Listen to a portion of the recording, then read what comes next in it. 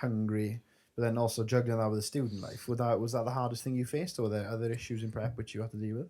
I think my competitions were timed really well around like my uni, like the part of the university I was in. So my first comp, like it was 4 weeks after I finished university. So I had the last 4 weeks I could purely focus on that. So that fell in really, really well. My second comp was end of August. I was in clinic the entirety of August, so that was a little bit hard towards the end. I did crash, I did burn out, so I had to take 2 days off completely to just recharge.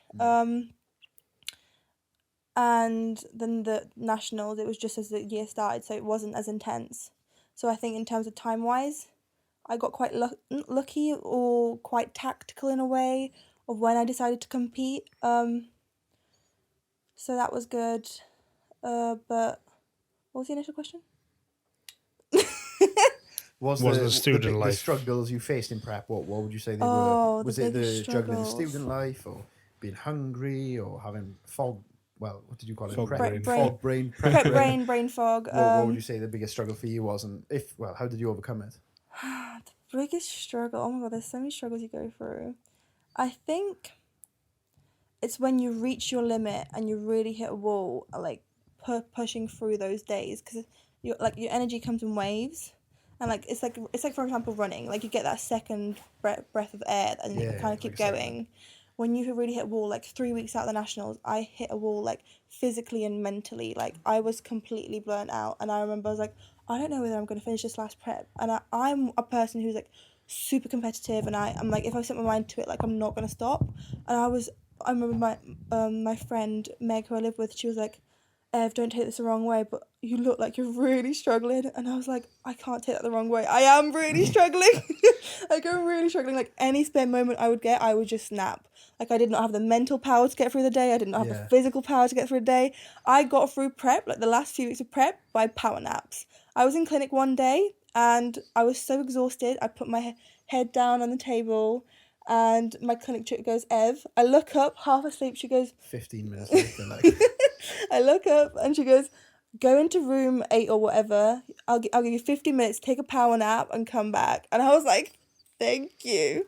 I did not expect that. That seems crazy. I know, but you do get to like that level of like desperate, like you need. But it's the dedication rest. Though, because it would have been so easy for you to go, do you know what? This is impossible. It's just not going to work. But you did it anyway. I think when you're that far in, when you've done so many weeks of prep and you've committed to the journey, like you have no choice but to complete it, because you know that if you fall off track or you decide to stop prep at that point of prep and you're only like got 3 weeks left, I think the consequences of that mentally outweigh what it would be to stick to prep. Well, you'll never know what you could have done. Yeah, so I think if I was to like stop at 3 weeks out of the nationals, I think I would have got really depressed. I was like, because it gives my life a lot of meaning. It has come to that point of where like my life evolves around like bodybuilding now, and I love it and I live it. So I think if I would have quit at that 3 weeks out when I hit that big wall, that's like, I don't know whether I can do this, and stop, I would have been depressed. Yeah, I feel like a lot of people sort of have those like make or break moments. I think that might have been yours.